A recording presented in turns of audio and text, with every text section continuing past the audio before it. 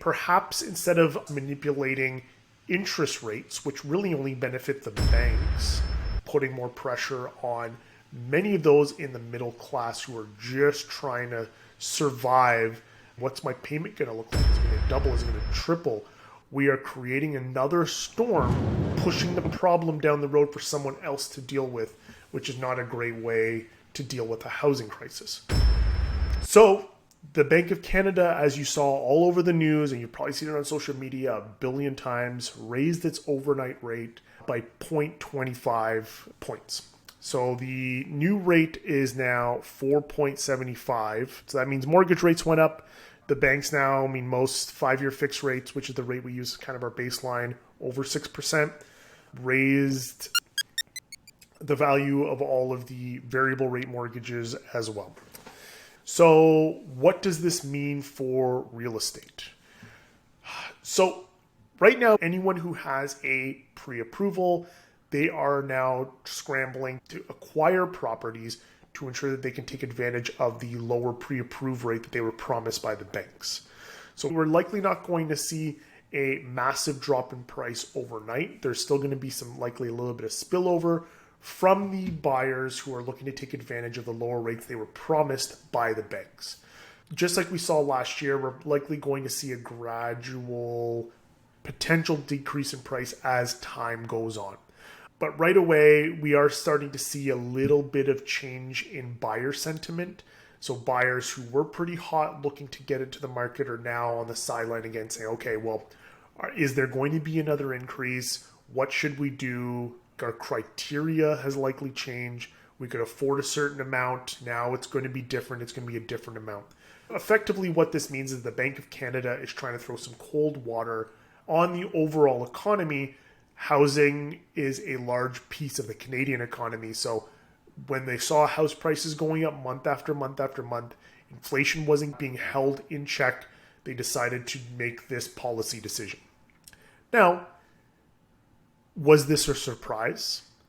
Let's go back to my market update from only about a week and a half ago, and we'll see what I said. What are central banks and governments likely to do?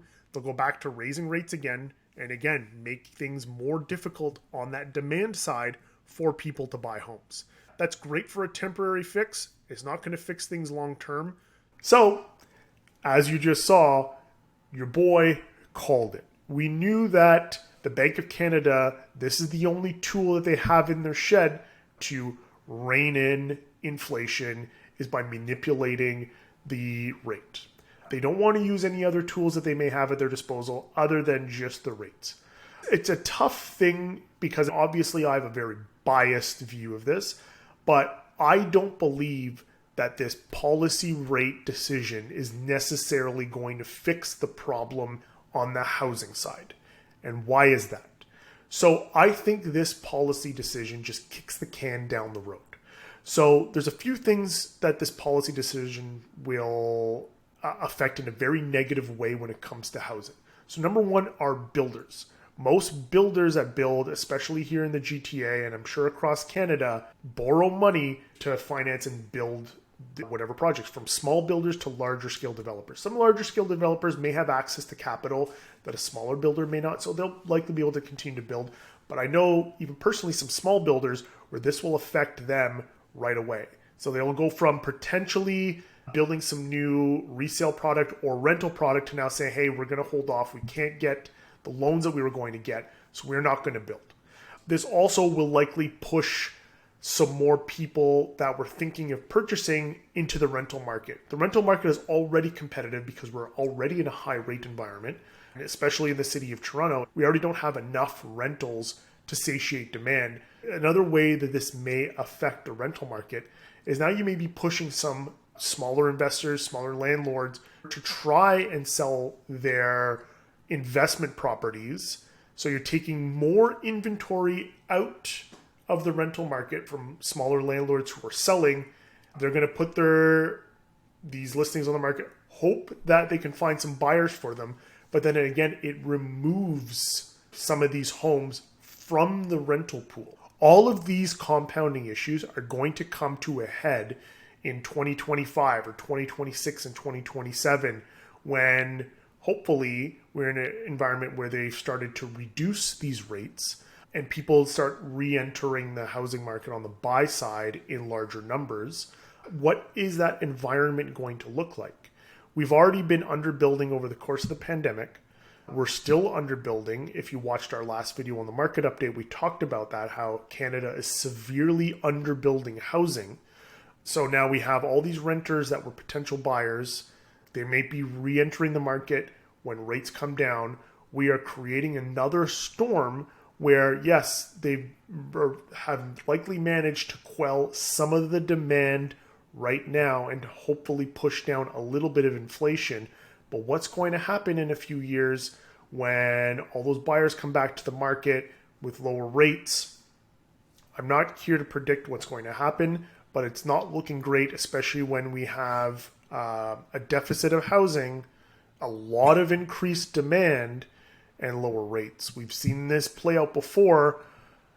I'm hoping that the Bank of Canada and the federal government and all the politicians can hopefully find a way to figure this out, because we're heading towards a potential storm in a few years by some of the decisions that they're making right now. And again, it just feels like decisions that they're just kicking the can down the road, pushing the problem down the road for someone else to deal with, which is not a great way to deal with a housing crisis. So we've heard a lot of problems. What about solutions? A lot of people, talking heads, you've probably watched on YouTube, on social media, point out a lot of the problems. No one's really looking at the solutions. Now, I'm not saying here, I'm not a professional economist. I'm not saying I know more than the politicians. But from my point of view, these are some of the solutions that I could potentially think of that may be better to solve some of this problem, especially on the demand side. I mean, I'm shocked that they didn't look at, especially when we look at real estate specifically, I'm surprised the Bank of Canada didn't give recommendations to the government and say, hey, perhaps instead of us manipulating interest rates, which really only benefit the banks, perhaps maybe we look at different things to kind of stifle demand short term, like perhaps shortening amortization, increasing down payment requirements for buyers, just find different ways to rejig the qualifications to acquire mortgages for buyers temporarily. In my opinion, that's a much better way of stifling some of the demand, at least from a real estate perspective, rather than just increasing rates, which puts further strain on those who hold home equity lines, or those who are on variable rate mortgages, or those who are about to renew their mortgages over the next 12 months. I mean, a lot of buyers I know are scared to say, hey, what's my payment going to look like? Is it going to double? Is it going to triple? So I hope that they look at some of the decisions they've made and they perhaps, instead of constantly just raising rates to tackle inflation, perhaps look at other tools. I'm sure there are other tools they could have in the shed. Let's look at those other tools instead of just raising rates and putting more pressure on many of those in the middle class who are just trying to survive this latest recession.